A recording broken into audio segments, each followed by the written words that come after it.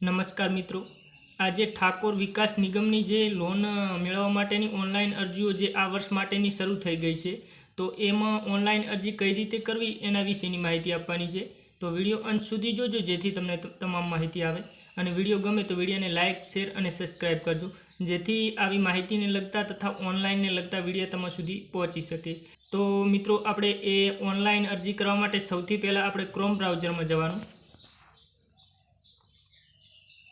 આ રીતે chrome browser open થાય એટલે આપણે આ સર્ચની અંદર ટાઈપ કરવાનું છે ઠાકોર વિકાસ નિગમ. આ રીતે ઠાકોર વિકાસ નિગમ ટાઈપ કરી અને સર્ચ કરશો એટલે આ રીતની પહેલા નંબરમાં વેબસાઇટ બતાવશે. તો આપણે એના ઉપર ક્લિક કરવાનું. એના ઉપર ક્લિક કરશો એટલે આ રીતની વેબસાઇટનું પેજ ખુલશે. તો આપણે હવે આમાં નીચે સ્ક્રોલ કરવાનું છે. નીચે સ્ક્રોલ કરશો એટલે આ રીતે લખેલું નીચે બતાવશે કે નિગમની યોજનાઓમાં ધિરાણ મેળવવા માટે ઓનલાઈન અરજી કરવા અહીંયા ક્લિક કરો. તો આપણે એના ઉપર ક્લિક કરવાનું છે. એના ઉપર ક્લિક કરશો એટલે આ રીતનું બતાવશે કે તમને આ વેબસાઇટ ઉપરથી બીજી વેબસાઇટ ઉપર ડાયરેક્ટ કરી દેવામાં આવશે. તો એના માટે હવે આપણે ઓકે ઉપર ક્લિક કરવાનું. ઓકે ઉપર ક્લિક કરશો એટલે તમે જે ગુજરાત ઠાકોર એન્ડ કોલી વિકાસ નિગમની જે વેબસાઇટ આવે છે એના ઉપર આવી જશો. તો હવે આપણે એમાં નીચે સ્ક્રોલ કરવાનું છે. નીચે સ્ક્રોલ કરશો એટલે આ રીતની માહિતી લખેલી બતાવશે. આ તમામ વાંચી લેવી એટલે તમને અનુભવ આવે. તો આની અંદર હવે ઓનલાઈન અરજીઓ આ રીતની ચાલુ છે, જે પશુપાલન માટેની પણ ચાલુ છે અને પરિવહન વ્યવસાય માટેની પણ ચાલુ છે, નાના ધંધા માટેની પણ ચાલુ છે, માઇક્રો ફાઇનાન્સની પણ ચાલુ છે, પછી નવી સ્વર્ણિમા યોજના માટેની પણ ચાલુ છે, પછી મહિલા સ્મૃતિ યોજના માટેની પણ ચાલુ છે, પછી સ્વયં સક્ષમ યોજના માટેની પણ ચાલુ છે, નવી ઉચ્ચ શિક્ષણ યોજના માટેની પણ ચાલુ છે. મિત્રો, જે આમાંથી તમને જે તમારે અનુકૂળ હોય, જેમાં તમારે ફોર્મ ભરવાનું હોય એને તમે ફોર્મ ભરી શકો છો. તો આજે આપણે પશુપાલન વ્યવસાય માટેની જે વિડીયો બનાવવાનો છે કે એની માહિતી આપવાની છે કે એની અંદર ઓનલાઈન અરજી કઈ રીતે કરવી. તો આપણે એને માટે જે પશુપાલન વ્યવસાય માટે જે લોન કરવા માટેમાં જે આ પહેલા નંબરનું છે એની સામે જે લખેલું છે એપ્લાય નાઉ, એના ઉપર ક્લિક કરવાનું. એના ઉપર ક્લિક કરશો એટલે આ રીતનું ખુલશે. હવે નીચે સ્ક્રોલ કરવાનું. નીચે સ્ક્રોલ કરશો એટલે આ રીતની જે ઓનલાઈન અરજી ખુલી જશે, જે આમાં સ્ટેપ બાય સ્ટેપ માહિતી ભરવાની છે. તો આની અંદર હવે આપણે પહેલામાં કયા વ્યવસાય માટે લોન અરજી કરવી છે એની સામે જે આ સિલેક્ટનું એના ઉપર ક્લિક કરશો એટલે આ રીતનું બતાવશે. તો આની અંદર 2 પશુ માટે જો તમારે લોન કરવી હોય તો એની અંદર 1,40,000 મળશે. જે ગઈ સાલમાં 1 લાખ મળવાના હતા એમાં 95,000 તમામ મિત્રોને ખાતામાં આવ્યા હતા. તો અત્યારે આની અંદર હાલ 1,40,000 બતાવી રહ્યું છે. તો આમાં જે આવે તે પણ મિત્રો ઓનલાઈન અરજીમાં તો હાલ 1,40,000 બતાવે છે કે 1,40,000 2 પશુ માટે મળશે. તો હાલ તો આપણે જે ઓનલાઈન અરજી કરવાની રહેશે. તો એના માટે તમારે જો 1,40,000 માટે 2 પશુ માટેનું જો સિલેક્ટ કરવાનું થાય તો આપણે 2 પશુ માટે પહેલા નંબરમાં સિલેક્ટ કરવાનું, અને બીજા નંબરમાં છે વધુ 2 પશુ માટે અને કેપિટલ શેડ માટે. તો આની અંદર મિત્રો જે આપણે ગઈ સાલ જેમને લોન લીધી છે અને રેગ્યુલર હપ્તા ભર્યા છે એ ફરી આની અંદર અરજી કરી અને લોન મેળવી શકે છે. જે આની અંદર ફરી મિત્રો જે અરજી કરશે એને 2 લાખ ને લગભગ 60,000 આજુબાજુ કંઈક બતાવે છે. આની અંદર જે 2 પશુનું 1,40,000 આવશે અને 1,20,000 જે આ કેટલ શેડ માટેના આવશે.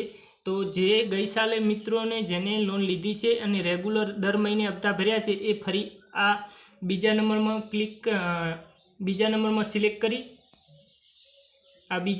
સિલેક્ટ કરી અને ફોર્મ ભરી શકે છે. પણ જે નવા મિત્રોને જે ફોર્મ ભરવાનું છે એ આપણે આ પહેલામાં જે 2 પશુ માટે છે એ સિલેક્ટ કરવાનું રહેશે. એના પછી નીચે લોનની જરૂરિયાત, એની અંદર તમે મિત્રો 2 થી 3 લાખ તમારા અનુભવ મુજબ તમે આની અંદર એન્ટર કરી શકો છો. પણ મિત્રો જે આગળની જે નિગમની જે સિસ્ટમ છે એ પ્રમાણે જ તમને લોન મળશે. કે જે લાખની હશે તો બધાને લાખ જ મળશે. 1,20,000 મળતા હશે તો ભલે 1,20,000 મળશે. મિત્રો, આમાં તમે ભલે 1,00,000 2 લાખ તમે આની અંદર એન્ટર કરો પણ એને જે નિગમની સિસ્ટમ પ્રમાણે મળશે. મિત્રો, તો આની અંદર તમે લગભગ 3 થી 4 લાખ આપણે એન્ટર કરી દેવાના. અને એની નીચે પછી આધાર કાર્ડ નંબરની અંદર જે મિત્રનું ફોર્મ ભરવાનું હોય એમનો આધાર કાર્ડ નંબર એન્ટર કરવાનો છે. એની નીચે રેશન કાર્ડ નંબરની અંદર આ જગ્યાએ જે રેશન કાર્ડ નંબર એન્ટર કરવાનો છે. એની નીચે વોટર કાર્ડ આઈડી એટલે મિત્રો જે આપણું ચૂંટણી કાર્ડ છે એનો નંબર એન્ટર કરવાનો છે. અને એની નીચે અરજદારનું પૂરેપૂરું નામ એટલે પહેલામાં અટક લખવાની છે, બીજામાં નામ લખવાનું છે અને ત્રીજામાં એમના પિતાનું નામ લખવાનું છે, અથવા લેડીઝનું કોઈ ભરતા હોય તો એના પતિનું નામ લખવાનું છે. અને એની નીચે અરજદારનું પૂરું સરનામું એટલે મિત્રો આમાં જે આધાર કાર્ડમાં જે રીતનું સરનામું લખેલું હોય એ જ રીતનું આની અંદર એન્ટર કરવાનું છે. એની નીચે ગામ કે શહેર તમારે ટાઈપ કરવાનું રહેશે. અને એની નીચે જિલ્લો સિલેક્ટ કરવાનો રહેશે. જે તમારે જે જિલ્લો લાગતો હોય એ સિલેક્ટ કરી લેવાનો છે. એના પછી એના નીચે તાલુકો સિલેક્ટ કરી લેવાનો છે તમારે જે લાગતો હોય. એની નીચે તમારો પિનકોડ જે લાગતો હોય એ એન્ટર કરવાનો છે. અને એની નીચે જન્મ તારીખ એન્ટર કરવાની છે. તો મિત્રો આની અંદર એવું છે કે 21 થી 50 વર્ષની ઉંમર વચ્ચેના જ આની અંદર અરજી કરી શકશે. એટલે મિત્રો જે તમે જન્મ તારીખ એન્ટર કરશો એ પ્રમાણે અહીંયા નીચે લખેલું બતાવશે કે કેટલા વર્ષ થયા છે. એ ઓટોમેટિક કેલ્સી થઈ જશે. અને એની નીચે તમારે કાસ્ટ સિલેક્ટ કરવાની છે. તો તમે આ સિલેક્ટ ઉપર ક્લિક કરશો એટલે આ રીતનું બતાવશે. તો આમાં ઠાકોર અને કોલી બે જે કાસ્ટ છે એ આની અંદર ફોર્મ ભરી શકશે. તો જો આપણે ઠાકોર માટે પહેલા નંબરમાં સિલેક્ટ કરવાનું છે. અને એની નીચે પછી અરજદારની પેટા જાતિ સિલેક્ટ કરવાની છે. તો પેટા જાતિમાં આમાં તમારે જે લાગુ પડતી હોય એ સિલેક્ટ કરી લેવાની. અને જે ઠાકોર હોય એમને પહેલા નંબરમાં ઠાકોર સિલેક્ટ કરો તો પણ ચાલે, અને નીચેવાળું જે ઠાકોર હિન્દુ એ સિલેક્ટ કરશો તો પણ ચાલશે. અને એની નીચે મિત્રો ટેલિફોન નંબર એન્ટર કરવાનો છે. એ તમારે જો કરવો હોય તો કરી શકો છો, ના કરો તો પણ ચાલે. અને એની નીચે તમારે મોબાઈલ નંબર એન્ટર કરવાનો છે. એ મોબાઈલ નંબર મિત્રો ફરજિયાત ચાલુ જ રહેવો જોઈએ, કારણ કે એની અંદર કોઈ પણ કાંઈ માહિતી આપવાની છે અથવા કોન્ટેક્ટ કરવાનો છે તો એ મોબાઈલ નંબર દ્વારા થશે. તો એ ખાસ ધ્યાન રાખવાનું છે. અને એની નીચે ઈમેલ આઈડી છે. ઈમેલ આઈડી પણ એન્ટર કરી દેવી, કારણ કે કોઈ પણ મેલ આવી શકે છે. કદાચ મોબાઈલ નંબરમાં કોઈ પ્રોબ્લેમ હોઈ શકે તો મેલ દ્વારા પણ તમને જાણ થઈ શકે. અને એની નીચે સ્ત્રી કે પુરુષ એ જેન્ડર સિલેક્ટ કરવાનું છે. તો તમે જો સ્ત્રીનું ભરતા હોય તો ફેમિલી સિલેક્ટ કરવાનું છે, ફિમેલ. અને પુરુષનું ભરતા હોય તો મેલ સિલેક્ટ કરવાનું છે. એની નીચે જેનું તમે ફોર્મ ભરો છો એ પરિણીત છે કે અપરિણીત એ સિલેક્ટ કરવાનું છે. જો પરિણીત હોય તો યસ કરવાનું, અને અપરિણીત હોય તો નો કરવાનું. અને એની નીચે વિધવાનું સિલેક્ટ કરવાનું છે. જો કોઈ વિધવા સ્ત્રીનું ફોર્મ ભરતા હોય તો વિધવા હોય તો યસ કરવાનું, અને ના હોય તો નો કરવાનું. એની નીચે કોઈ દિવ્યાંગ માટેનું કોઈ દિવ્યાંગ હોય એનું ફોર્મ ભરતા હોય તો યસ કરવાનું છે. યસ કરશો તો એની અંદર કેટલું એમને જે દિવ્યાંગતા છે એ ટકાવારી પણ બતાવવી પડશે, અને જે એનું માર્કશીટ જે દવાખાનાનું મળેલું છે એ પણ અપલોડ કરવાનું રહેશે. તો એમાં તમારે જે મિત્રનું ફોર્મ ભરાતું હોય એને લાગુ પડતું હોય એ સિલેક્ટ કરવાનું રહેશે. તો આપણે નોમાં સિલેક્ટ કરીએ. અને આની અંદર BPL યાદીમાં જો તમારું નામ હોય તો યસ કરવાનું, અને ના હોય તો નો કરવાનું. એની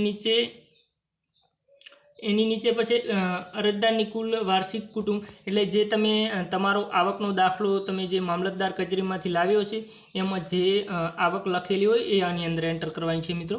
અને અરજદાર આવકનો દાખલાનો નંબર, તો એ આવકના દાખલાનો નંબર જે ઉપર લખેલો હશે, જે નંબર લખેલો હશે, પછી આડું લીટું હશે અને એમાં વર્ષ લખેલું હશે, એ આવકના દાખલાનો નંબર ગણાય છે મિત્રો. તો એ તમારે આની અંદર એન્ટર કરી લેવાનો. અને આવકનો દાખલો કાઢ્યા તારીખ, તો કઈ તારીખે તમારો દાખલો આવકનો નીકળ્યો છે એ તારીખ આની અંદર એન્ટર કરવાની છે. એની નીચે પછી મિત્રો તો અરજદાર કુટુંબમાં કોઈ સરકારી નોકરી કરે છે તો તમારે જો સરકારી નોકરી કોઈ કરતું હોય તો યસ કરવાનું, ના કરતો હોય તો નો કરી દેવાનું. અને યસ કરશો તો આ તમામ માહિતી ભરવાની થશે મિત્રો. તો તમારી જો લાગુ પડતું હોય તો તમે યસ કરી અને માહિતી ભરી શકો છો. અને એની નીચે શૈક્ષણિક લાયકાત, તો આની અંદર તમારી જે શૈક્ષણિક એટલે કે તમે જેટલા ભણેલા હોય, જેમનું ફોર્મ ભરાતું હોય એ પ્રમાણે આમાં એન્ટર કરવાનું થશે. તો મિત્રો આની અંદર ભણેલું હોય જો તો શિક્ષિત હોય તો આપણે આમાં એવું છે કે લગભગ 4 ધોરણ ભણેલું તો આની અંદર માગે જ છે, જે આપણે દાખલો પણ શાળાનો અપલોડ કરવો પડે છે. તો આપણે શિક્ષિત માટે જે આ બીજા નંબરનું છે એમાં ટીક કરી દેવાનું છે. અને એના સિવાય કોઈ ગ્રેજ્યુએટ હોય, પોસ્ટ ગ્રેજ્યુએટ હોય અથવા અન્ય ડિગ્રી ધરાવતા હોય તો આની અંદર તમે સિલેક્ટ કરી શકો છો. અને શિક્ષિત, તો આની અંદર શિક્ષિતમાં સિલેક્ટ કરશો એટલે આ બોક્સમાં ટાઈપ કરવાનું થશે કે તમે કેટલું ભણેલા છો. તો આપણે પ્રાથમિક શાળાની અંદર જે આપણે 7, હવે લગભગ 8 સુધી હોય છે, પણ 7 સુધી કે 8 સુધીનું હોય તો પ્રાઇમરી સ્કૂલ અહીં લખી દેવાનું છે. અને જો તમે હાઈસ્કૂલમાં ભણેલા હોય, જે 9, 10 ભણેલા હોય, તો અહીં હાઈસ્કૂલ લખી દેવાનું છે.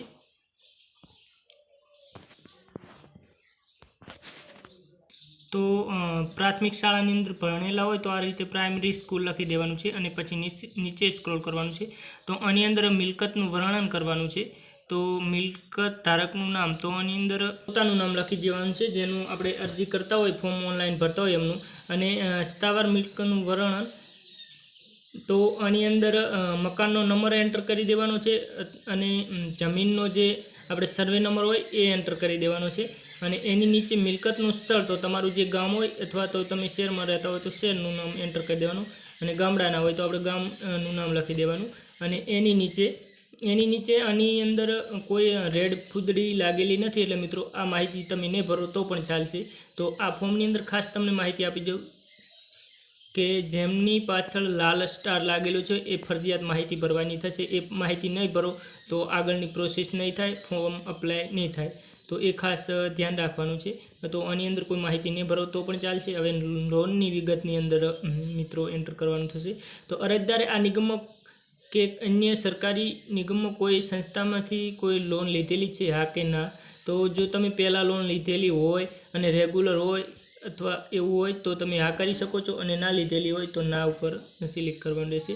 એના ઉપર ટીક કરશો એટલે કંઈ માહિતી ભરવાની થશે નહીં. પણ તમે જો હા ઉપર ટીક કરશો તો આની અંદર માહિતી ભરવાની થશે. તો તમારે જે લાગુ પડતું હોય એ તમે સિલેક્ટ કરી અને માહિતી ભરી શકો છો. અને એની નીચે બેંકની ખાતાની વિગતો, તો આની અંદર બેંકનું ખાતાની માહિતી એન્ટર કરવાની થશે મિત્રો.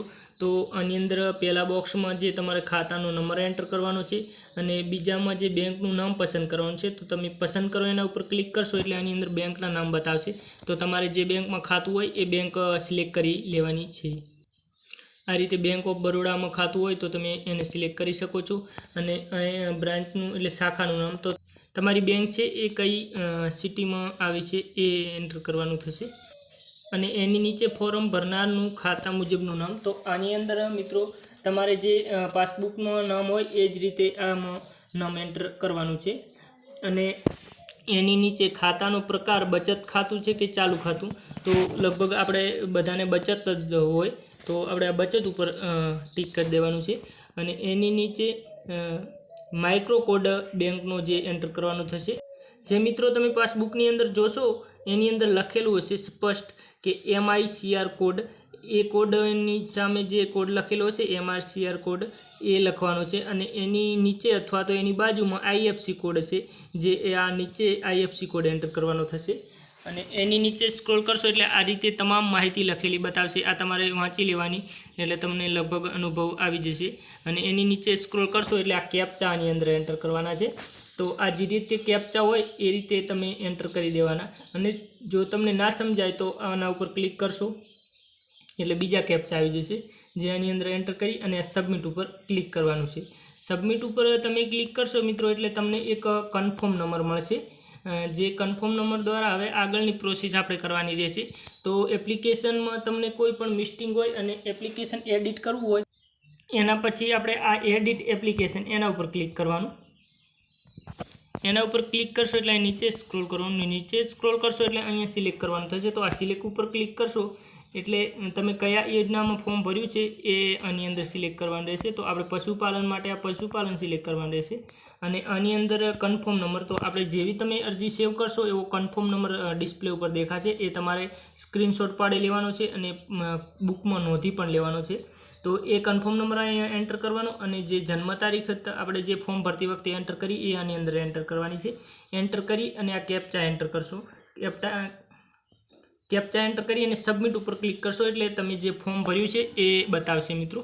અને એના પછી અપલોડ ફોટો, તો અપલોડ ફોટો ઉપર ક્લિક કરશો. એમાં પણ એની એક પ્રોસેસ રહેવાની છે મિત્રો, જેની અંદર તમારે આ સિલેક્ટ કરવાનું રહેશે કઈ યોજનામાં તમે ફોર્મ ભર્યું છે અને જન્મ તારીખ અને કન્ફર્મ નંબર અને સબમિટ ઉપર ક્લિક કરશો આ રીતે, એટલે જે ખુલશે ફોર્મ એની અંદર તમારો પાસપોર્ટ સાઇઝનો ફોટો પાડી અને અપલોડ કરવાનો રહેશે અને એક તમારે કોઈ પણ કાગળની અંદર એક સાઇન કરવાની છે, જે સહી કરવાની છે, સહી કરી અને એનો ફોટો પાડવાનો છે, એ ફોટો આની અંદર અપલોડ કરવાનો થશે. તો મિત્રો એ પણ તમારે ખાસ ધ્યાન રાખવાનું છે. અને એના પછી તમારે અપલોડ ડોક્યુમેન્ટ ઉપર ક્લિક કરવાનું. એની અંદર પણ એની જ પ્રોસેસ રહેશે મિત્રો. અને તમે જે રીતે સબમિટ ઉપર ક્લિક કરશો એટલે જે ફોર્મ ખુલશે એની અંદર તમને ડોક્યુમેન્ટ અપલોડ કરવાનું બતાવશે. એની અંદર તમારે ડોક્યુમેન્ટ અપલોડ કરી દેવાના છે. તો ડોક્યુમેન્ટમાં મિત્રો એવું છે કે જે આધાર કાર્ડની PDF તમારે બનાવવાની છે, જે બંને સાઈડની, અને ચૂંટણી કાર્ડની પણ બનાવવાની છે, અને બધાની PDF મિત્રો બનાવી દેવાની અને પછી આની અંદર અપલોડ કરી દેવાની. એના પછી મિત્રો કન્ફર્મ એપ્લિકેશન, તો કન્ફર્મ એપ્લિકેશન ઉપર તમે ક્લિક કરશો એટલે એમાં પણ એની પ્રોસેસ રહેવાની છે. એની પ્રોસેસ કરશો એટલે પાછું તમારું ફોર્મ બતાવશે. ફોર્મ બતાવે એટલે તમારે એને કન્ફર્મ કરી દેવાનું છે. તો પહેલાં તમારે ફોર્મને સરખી રીતે જોઈ અને કરવાનું છે મિત્રો. જે કન્ફર્મ એપ્લિકેશન કરશો એના પછી તમે કોઈ પણ સુધારો કરી શકશો નહીં. એના માટે તમારે કન્ફર્મ કર્યા પહેલાં તમારે સરખી રીતે આખું ફોર્મ ચેક કરી લેવું. એના પહેલાં તમારે જો ફોર્મ સુધારવાનું હોય તો એડિટ એપ્લિકેશન ઉપર ક્લિક કરી અને તમે સુધારી શકો છો મિત્રો. અને એના પછી તમે કન્ફર્મ કર્યા પછી તમને પ્રિન્ટ કરવાની છે, જે તમે જે ફોર્મ ભર્યું છે એનું. તો આ પ્રિન્ટ ઉપર ક્લિક કરશો એટલે એમાં પણ એની પ્રોસેસ રહેવાની છે. જે પ્રોસેસ કરી અને તમે સબમિટ ઉપર ક્લિક કરશો એટલે આખું ફોર્મ બતાવશે, એમાં પ્રિન્ટ લખેલું બતાવશે. એના ઉપર ક્લિક કરશો એટલે પ્રિન્ટ પણ થઈ જશે. અને તમારી પાસે પ્રિન્ટ ના હોય, પ્રિન્ટર આપણી જોડે ના હોય કદાચ, તો તમે એનો સ્ક્રીનશોટ પણ પાડી શકો છો. અને કદાચ એની અંદર PDF ડાઉનલોડ પણ થઈ શકે છે. જો ઓપ્શન બતાવતું હોય તો તમે PDF પર ડાઉનલોડ કરી શકો છો.